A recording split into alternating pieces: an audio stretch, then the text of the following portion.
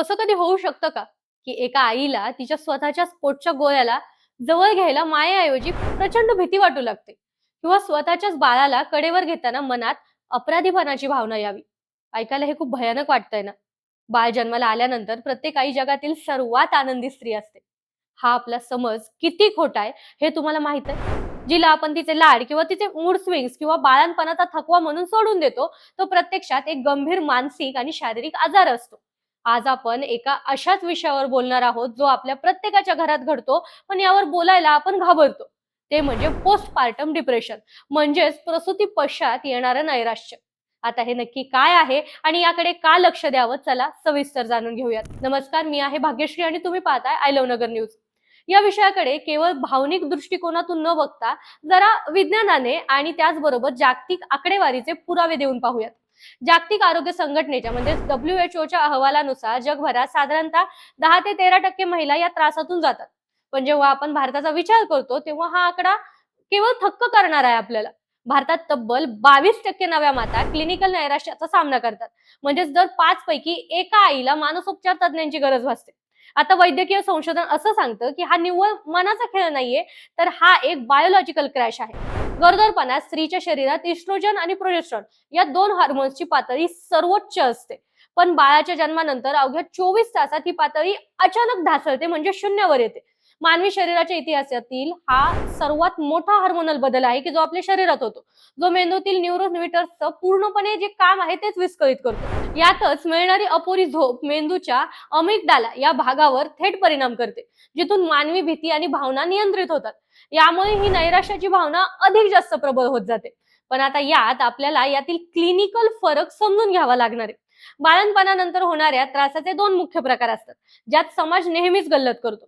सगळ्यात पहिलं म्हणजे बेबी ब्ल्यूज. हे प्रसूतीनंतर सुमारे 70 ते 80% महिलांमध्ये दिसतं.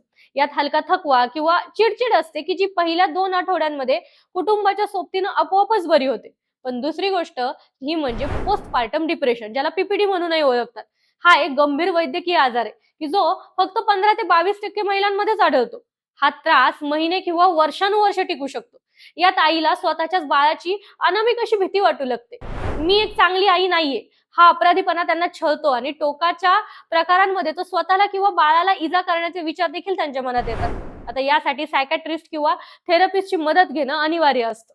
आता मुख्य प्रश्न हा येतो की जर हा आजार एवढा गंभीर आहे तर आपल्या आरोग्य यंत्रणेत यावर उपाय काय आहेत? जागतिक पातळीवर प्रसूती पश्चात नैराश्य तपासण्यासाठीच म्हणजेच EPDS नावाच्या 10 प्रश्नांच्या एका डिजिटल चाचणीचा वापर केला जातो, जी प्रत्येक प्रसूतीनंतर अनिवार्य असते.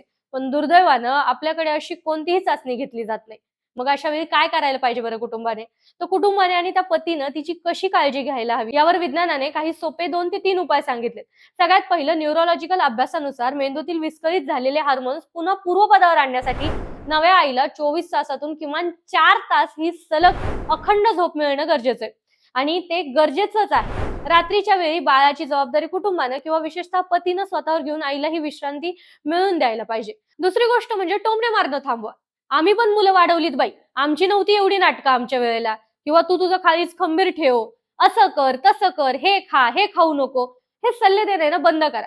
तिची चिडचिड किंवा तिला रडू येणं हा ती मुद्दामून करत नाही, हा तिच्यात होणारा बदल आहे. तर ते तिच्या शरीरातल्या होणाऱ्या बदलांमुळे हे कुटुंबानं समजूनच घेतलं पाहिजे. तिसरी आणि महत्वाची गोष्ट म्हणजे वैद्यकीय उपचार.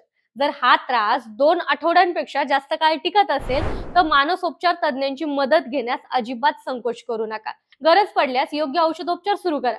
आधुनिक वैद्यक शास्त्रामध्ये अशी सुरक्षित औषधं उपलब्ध आहेत की जी आईने जरी घेतली तरी अंगावरच्या दुधावाटे बाळाला त्याचा कोणताही त्रास होणार नाही.